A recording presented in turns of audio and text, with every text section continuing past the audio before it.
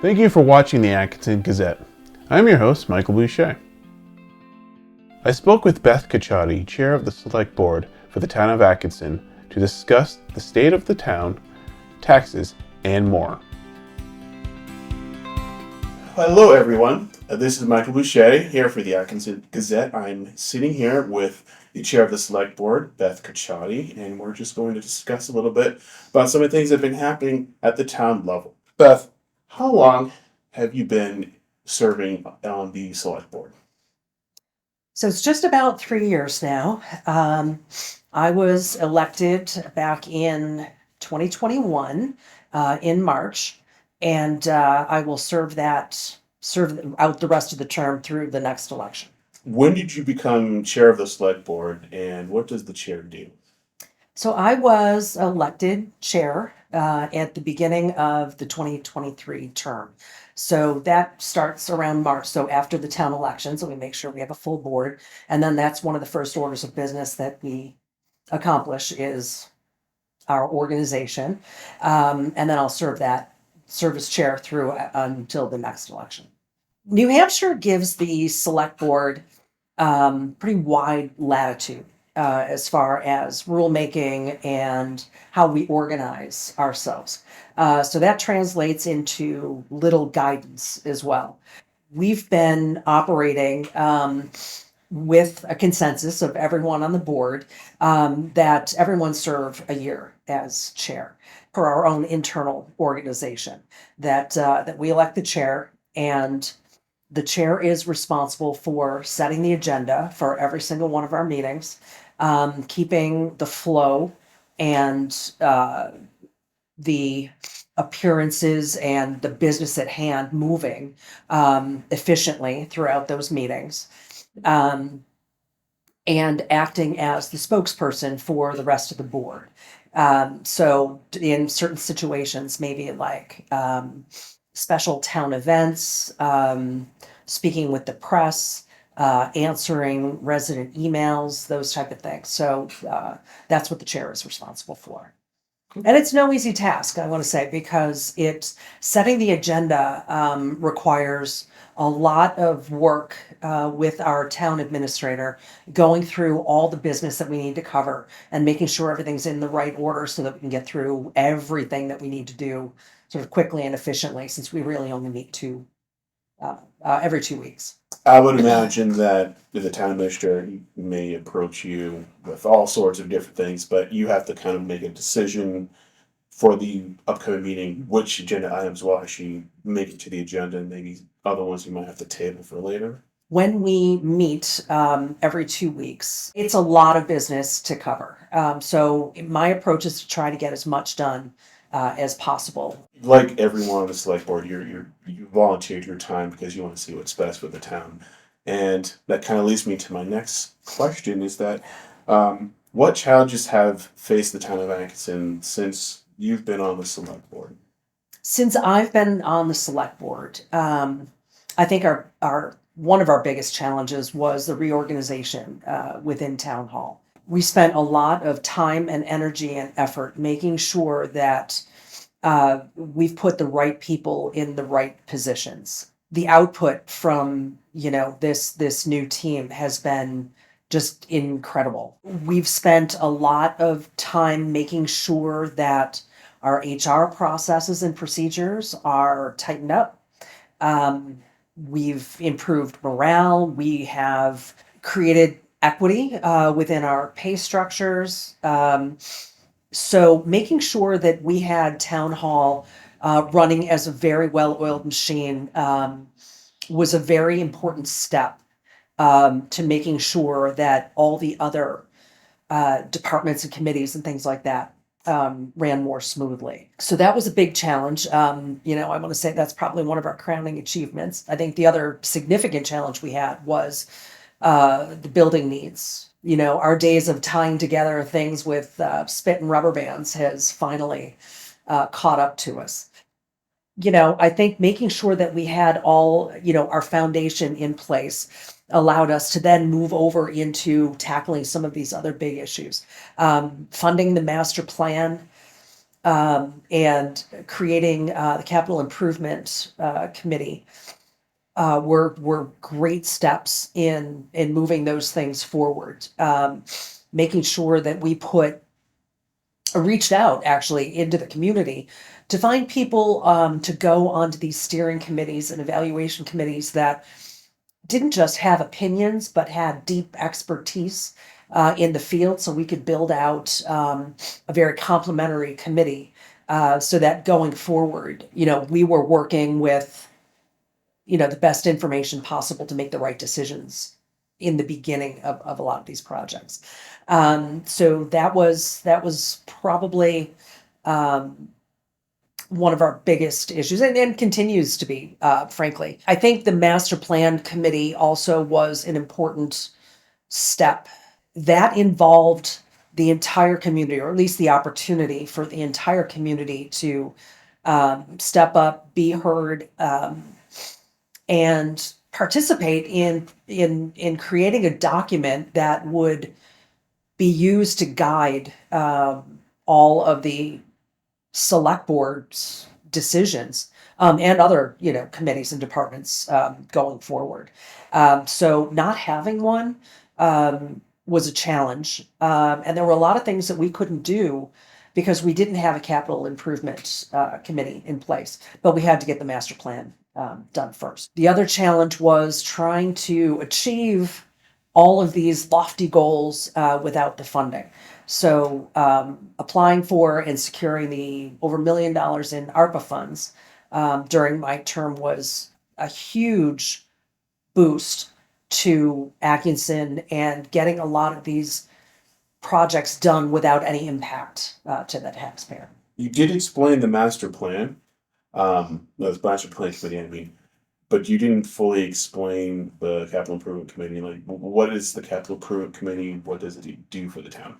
The folks that are on the master plan committee have been, and Karen McFadden, frankly, have been so integral in pushing this project forward that there's a lot to learn about these things. New Hampshire has a very unique form of government, so figuring out where these things fit, within the town organization has been, very, very enlightening. The capital improvement plan, or committee, I should say, to execute and create the capital improvement plan, works in conjunction with the master plan and takes direction from the master plan, and will be able to create a document around taking care of our existing capital assets, so our town buildings and land and things like that, and creating a guide for us to follow, giving us different prioritizations of projects. So if the fire station needs a new roof, or the library needs a new parking lot, or the lead paint needs to be removed from something else, these are all things that would be comprised within that plan, and give us a good, solid working document to make the best decisions. The way I see it then is you have this plan, it details each individual project, gives you a timeline in which those projects should be implemented. And then I guess the ultimate benefit would then be we're going to be more fiscally conservative as to where we're spending our money, so we're not having sky high taxes.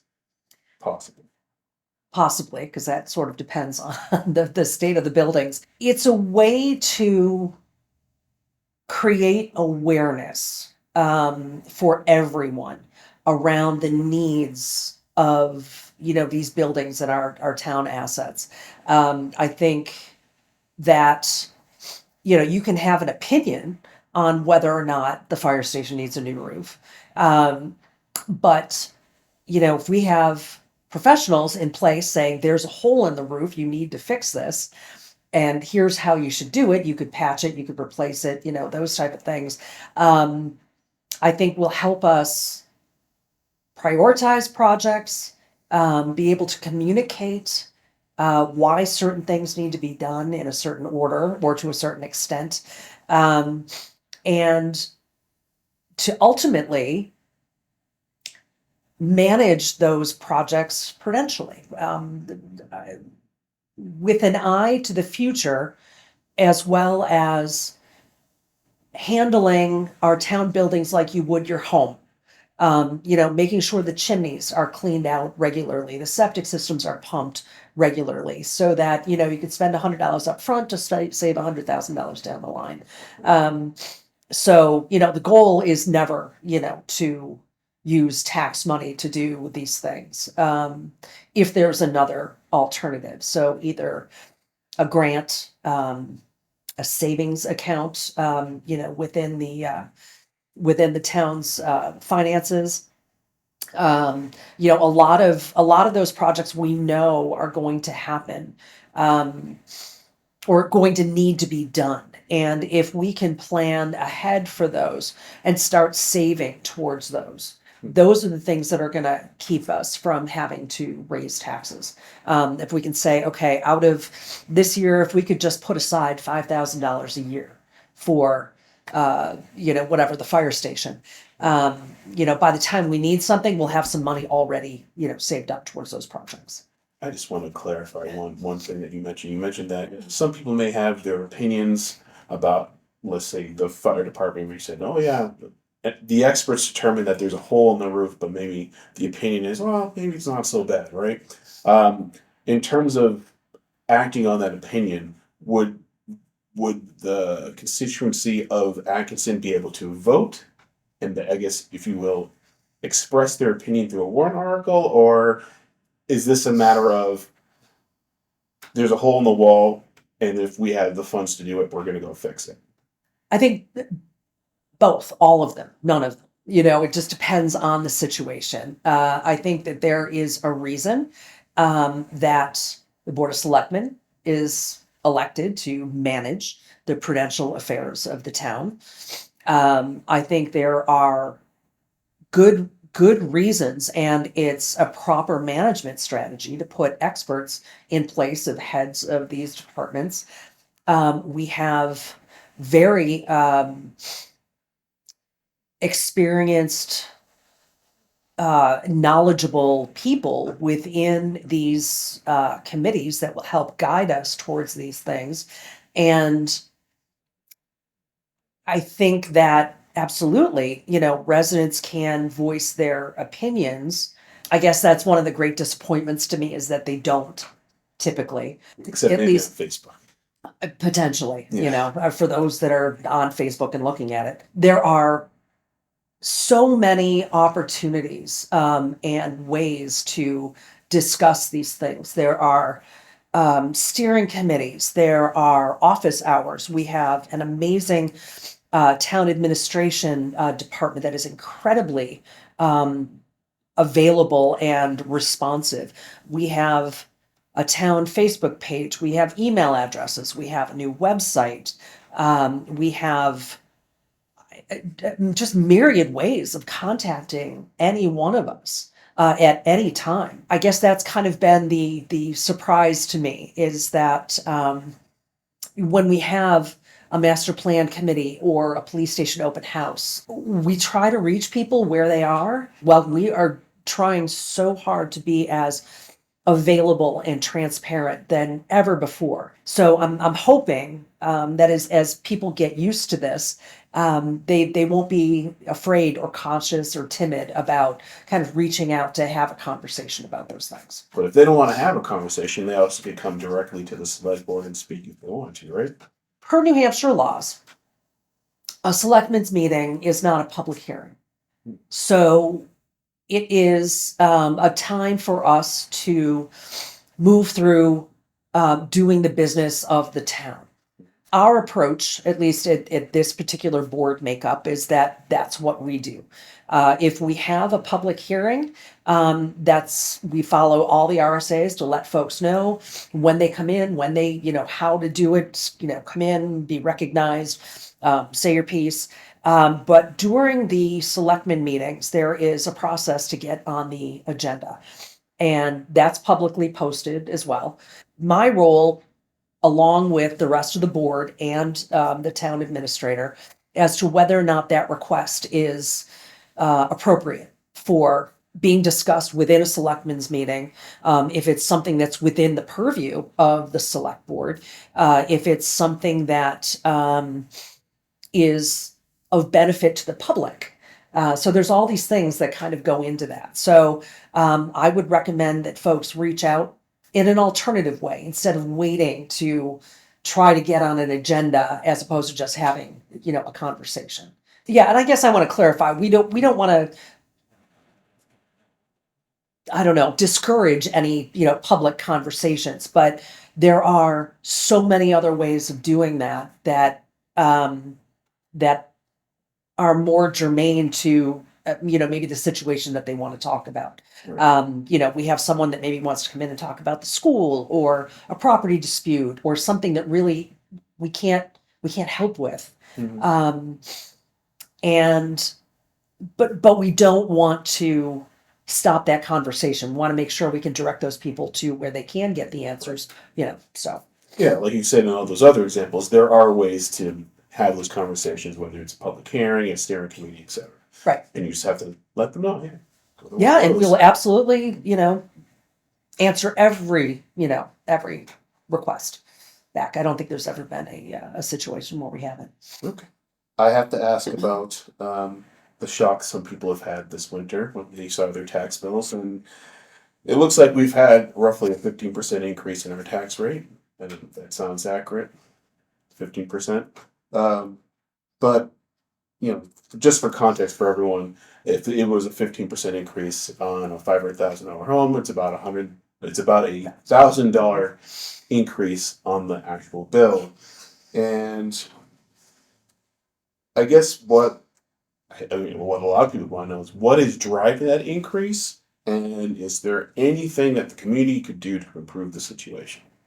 Okay, so let me address your second question first. Is there anything that residents can do? And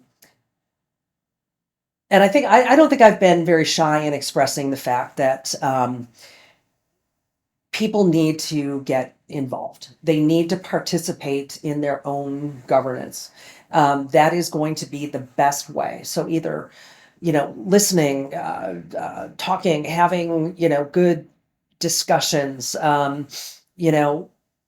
informing themselves through the proper channels. So that would be, the biggest mitigating factor or actions that you can take to make sure that you understand. Now, New Hampshire has a very, very unique form of government within these 50 states. And it's not an easy thing to navigate, especially for those folks that maybe aren't numbers people, I guess. The municipality, so us, act as the collector of the taxes.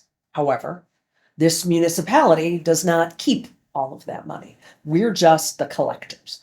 Now, it's split up into town taxes, county, local school, and state. And the only thing that we have responsibility over, influence on, consideration of is, the municipal, that town part of your tax bills. The county and the state are obviously county and state.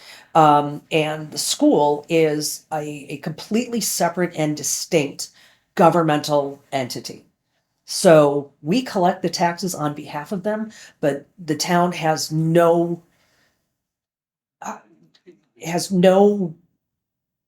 influence, no consideration, no impact, no anything, with the school or the state or the county. When people get their tax bills, the selectmen are not necessarily in a position to let people know the amount that their taxes are going to increase or decrease based on those three other sections of your tax bill. We can only talk about what we can do with that municipal part. And that has been, I think, a crucial piece of information to hopefully get people to direct their questions to the people who can actually answer them. Our town taxes is, I think it's right around 18% of your total tax bill. And it's gone up. We have to look at these in 5-year chunks because every 5 years we are mandated by the state to have the properties reassessed.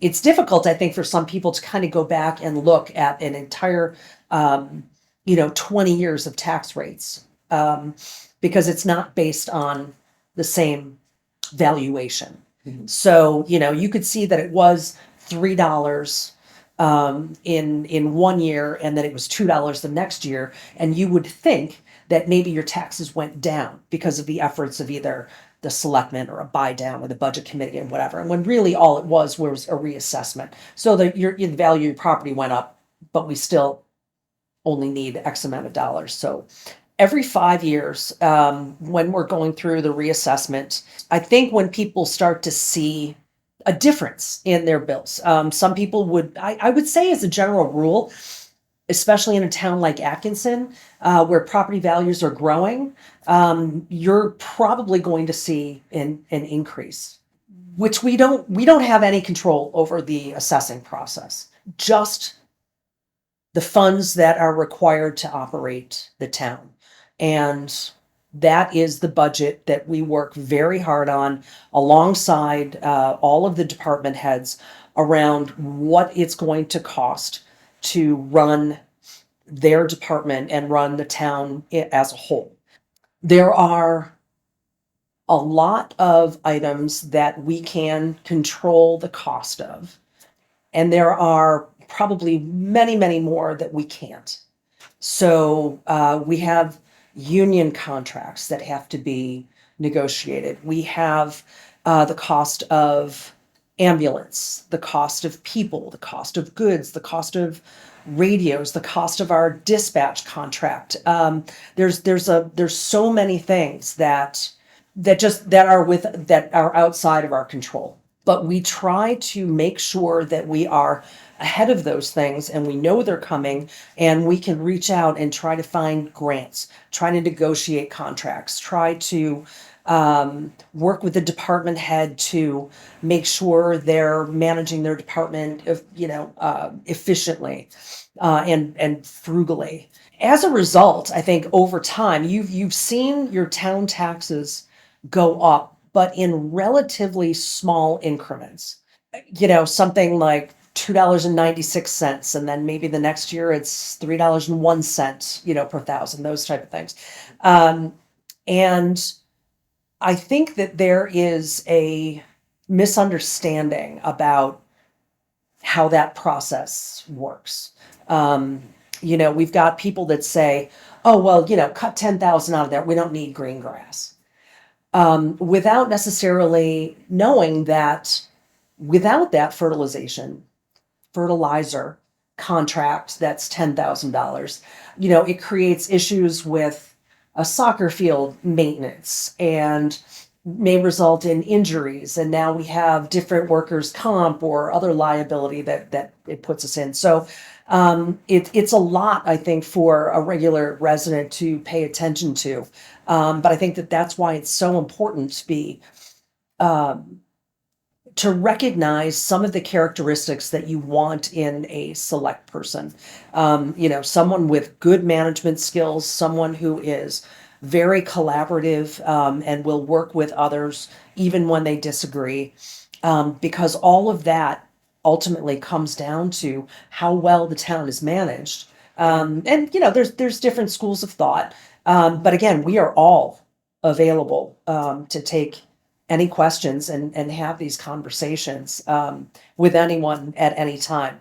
We're going to have the school board chair come in and speak at our next meeting. There's nothing we can do about, how the school district is run and the taxes you pay and things like that. But it's just one more example of, trying to inform our residents so that, they can understand a little bit more about how their town is managed. Sounds like there's not a whole lot we can do because there are commitments that the town has, and to me that implies that it's not as simple as being able to go vote and say, hey, I'm going to vote no on everything. Like, that's not going to necessarily solve anything, correct? Correct. I think we've seen that in the past, and that kind of goes back to the spit and rubber bands comment that a resident had. I think that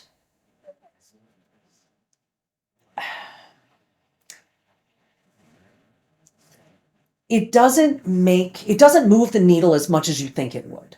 So in my opinion, one of the ways that we can help mitigate any of those tax increases is to increase revenue. So we're forever hearing people saying, oh, well, we should build more apartments because that'll bring in older people that don't put kids into school and things like that. And I think that that is maybe a little, I don't want to say, short-sighted, but there's more to raising tax revenue than just that. Those people still may use all the rest of the services that we have. So when you really kind of break it down, we have, I think the average median income, household income in Atkinson is somewhere around 158,000. We've got maybe 40% or more of our residents that have higher than a bachelor's degree. We have, it's probably evenly split between male and female. We've got, I think it's 17% under 18 and 20% over 65. So we have got such a great balance right now. Of people who are in the workforce that can contribute to the town's functioning, but also can get involved on these committees and all the rest. And we're not really slanted where we've got 50% under 5 years old and everybody's over 65.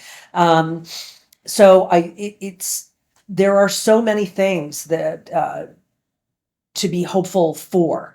But the only way that I think this is going to change is by increasing revenues. And, there are a lot of different ways that can happen. But those would be the things that we would love to hear from folks. If we have grant writers out there that can help us secure, state and federal funds, if we've got, someone came to us with an idea of moving, the brush center or the brush and recycling dump and, increasing revenues that way. Because the costs of goods and services and people are never going to go down. And if you look at a budget and say we're just going to cut $162 or $10,000, the difference is going to be so small that you're going to reduce the amount of services that are available to the public. You're going to make the department more difficult to run, and you'll see a 5-cent difference in your tax bill. And for me, I don't think that that's a good management strategy. I know you're on your last year on the select board, and I'm just curious, and maybe others are curious as well, as what's in your future? I have really enjoyed my time on the select board. I have had the opportunity to work with so many inspirational people who have really gone out of their way to mentor me. And I am just in awe, of all of these people that give of their time, even though, and certainly up to including, this position, that it's incredibly thankless. And that they love their community so much that they just keep going, even through all of that. I plan, on serving in whatever capacity Atkinson will have me. I'm at the point in my life now where it's really important for me to give back, and I think I bring a skill set from my years of experience, in management and strategy, that I think I can apply in a lot of different ways, and I'd like to continue doing that. Chair of the Select Board, Beth Cacciotti, thank you for speaking with me today, and hopefully we'll be able to speak again in the future. When there are other things happening within town, I will get a lot of the answers. Yeah, You again. thank you. It was nice to meet you. Thank you for the opportunity. Thank you. The Atkinson Gazette is an independently produced program delivering information, interviews, and events in and around Atkinson. For more information about this program, you can go to facebook.com/Atkinson Gazette, or you can find this clip and many other clips on YouTube at Atkinson Gazette.